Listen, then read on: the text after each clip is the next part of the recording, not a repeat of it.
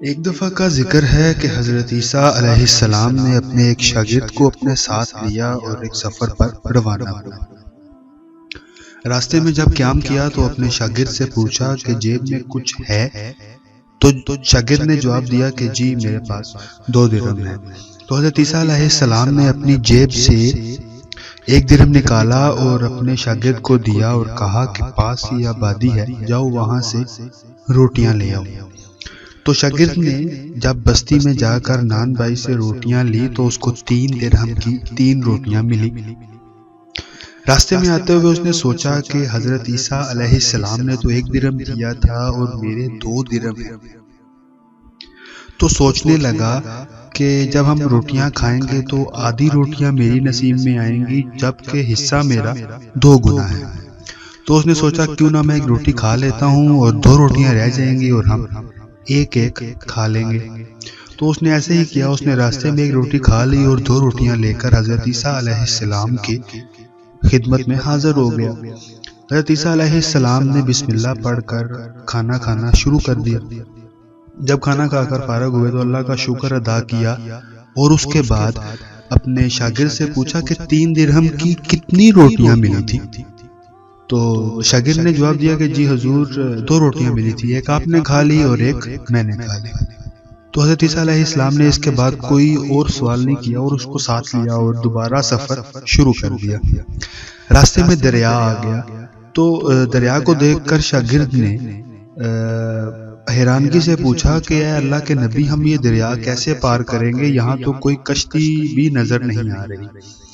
تو حضرت عیسیٰ علیہ السلام نے کہا کہ پریشان مت ہو، میں آگے چلوں گا اور تم میری ابا کا دامن تھام لینا اور بفضل خدا ہم دریا عبور کر لیں گے۔ یہاں پہ ایک پوائنٹ آپ کو نوٹ کروانا چاہوں گا کہ پہلے ہی دن سے یہ قانون طے ہے، قانون نافذ ہے کہ اگر آپ نے اپنا بیڑا پار کروانا ہے تو آپ نے نبی کا دامن تھامنا ہے۔ قصے کو آگے بڑھاتا ہوں تو حضرت عیسیٰ علیہ السلام نے اپنا دامن اپنے شاگرد کو پکڑایا اور دریا میں پاؤں رکھا، پیچھے پیچھے شاگرد نے بھی پاؤں رکھا اور بفضل خدا انہوں نے دریا پار کر لیا۔ جب شاگرد نے یہ معجزہ دیکھا تو اس نے حیران ہو گیا اور کہنے لگا اے اللہ کے نبی، آپ پر میری جانیں قربان ہوں، ہزاروں جانیں قربان ہوں، آپ جیسا صاحب اعجاز نبی آج تک چشم فلک نے دیکھا نہیں ہوگا۔ تو حضرت عیسیٰ علیہ السلام نے کہا کہ یہ معجزہ دیکھ کر تیرے ایمان میں کچھ اضافہ ہوا؟ تو اس نے کہا کہ اے اللہ کے نبی، میرا ایمان تازہ ہو چکا ہے، میرا دل نورانی ہو چکا ہے۔ تو حضرت عیسیٰ علیہ السلام نے ایک سوال کیا کہ روٹیاں کتنی تھی؟ تو شاگرد نے کہا جی 2 روٹیاں تھی۔ تو حضرت عیسیٰ علیہ السلام چپ رہے اور دوبارہ لے کر اس کو ساتھ لے کر چل پڑے۔ تو جب آگے گئے تو آگے ایک ہرنوں کا گروہ گزر رہا تھا۔ حضرت عیسیٰ علیہ السلام نے ان میں سے ایک ہرن کو اشارہ کیا تو وہ بھاگتا ہوا آپ کی خدمت میں حاضر ہو گیا۔ حضرت عیسیٰ علیہ السلام نے اس کو ذبح کیا اور اس کو پکایا، خود بھی کھایا اور اپنے شاگرد کو بھی کھلایا۔ جب کھا چکے تو حضرت عیسیٰ علیہ السلام نے اس کی کھال کو پاؤں سے ٹھوکر لگائی اور کہا کم بِإِذْنِ اللہ، کہ اللہ کے فضل سے زندہ ہو جا، اور وہ ہرن زندہ ہو گیا اور بھاگتا ہوا دوبارہ اپنے گروہ میں شامل ہو گیا۔ یہ معجزہ دیکھ کر آپ کا شاگرد دوبارہ حیرانی میں مبتلا ہو گیا اور کہنے لگا اے اللہ، میں تیرا شکر ادا کرتا ہوں کہ تو نے مجھے ایک ایسا عظیم و شان نبی اور ایک عظیم و شان معلم عطا کیا۔ تو حضرت عیسیٰ علیہ السلام نے کہا کہ یہ معجزہ دیکھ کر تیرے ایمان میں کچھ اضافہ ہوا؟ تو کہنے لگا کہ جی حضور، آپ کا یہ معجزہ دیکھ کر میرے ایمان کی دولت آگے سے 2 گنا ہو گئی۔ تو حضرت عیسیٰ علیہ السلام نے پوچھا کہ یہ بتاؤ کہ روٹیاں کتنی تھی؟ تو شاگرد نے جواب دیا کہ جی حضور روٹیاں 2 تھیں۔ تو حضرت عیسیٰ علیہ السلام پھر خاموش رہے اور اس کو ساتھ لے کر دوبارہ سفر شروع۔ تھوڑی ہی دور گئے تو ایک بستی میں داخل ہوئے۔ بستی کے دروازے پر ایک بڑھیا کی جھونپڑی تھی۔ بڑھیا اپنے دونوں بیٹوں کو زمین پر لٹا کر زاروں قطار رو رہی تھی۔ حضرت عیسیٰ علیہ السلام نے رونے کی وجہ دریافت کی تو اس بڑھیا نے کہا کہ میں اپنی قسمت کو رو رہی ہوں، میرا شوہر فوت ہو چکا ہے اور یہ دونوں بیٹے ہی میرے بڑھاپے کا سہارا ہے، پر ایک پیدائشی نابینا ہے اور دوسرا پیدائشی اپاہج ہے۔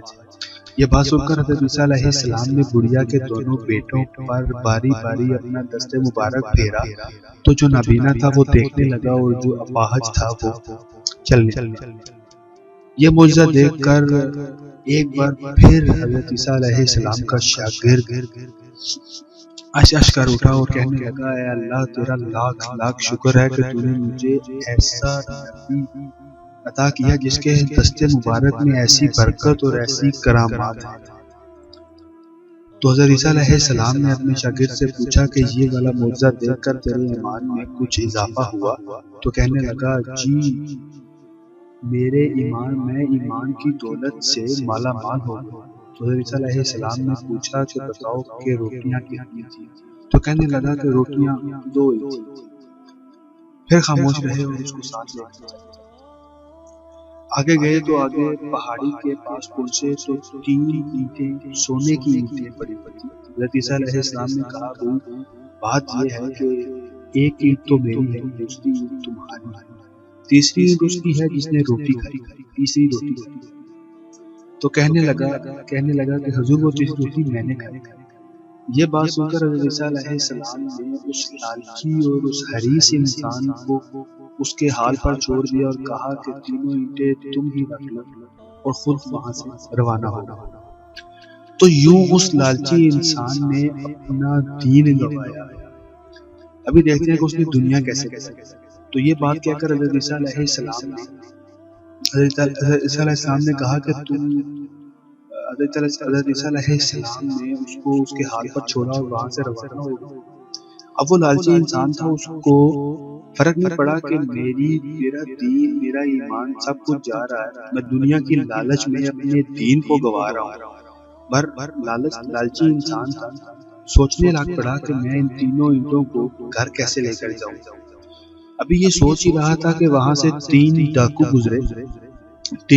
گزرے تو انہوں نے دیکھا کہ اس انسان کے پاس 3 اینٹیں موجود ہیں، سونے کی اینٹیں موجود ہیں۔ تو ان تینوں نے مل کر اس لالچی اور حریص انسان کو قتل تو یوں اس نے اپنی دنیا میں۔ ابھی لالچ کی ایک اور مثال اسی قصے میں اس کو آگے بڑھاتا ہوں کہ جب تینوں ڈاکوؤں نے اس انسان کو، اس لالچی انسان کو مار دیا، قتل کر دیا، تو بیٹھ کر سوچنے لگا کہ ہم بھی 3 ہیں اور 3 ہی سونے کی اینٹیں ہیں، ایک اینٹ کے مالک ہم بن چکے۔ تو انہوں نے سوچا، ایک اپنے ساتھی کو کہا کہ پاس ہی کشتی ہے، وہاں سے کھانا لے آؤ۔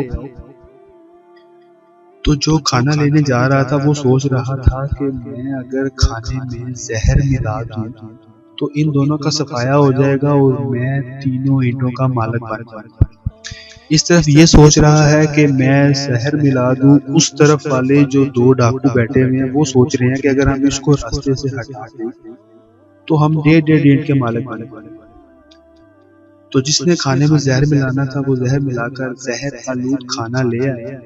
جیسے ہی وہ کھانا لے کر آیا تو ان دونوں نے مل کر اس ساتھی کو موت کے گھاٹ اتار دیا اور پھر آرام سے بیٹھ کر کھانا کھایا۔ جیسے ہی انہوں نے زہر آلود کھانا کھایا تو وہ دونوں بھی ہلاک ہو گئے۔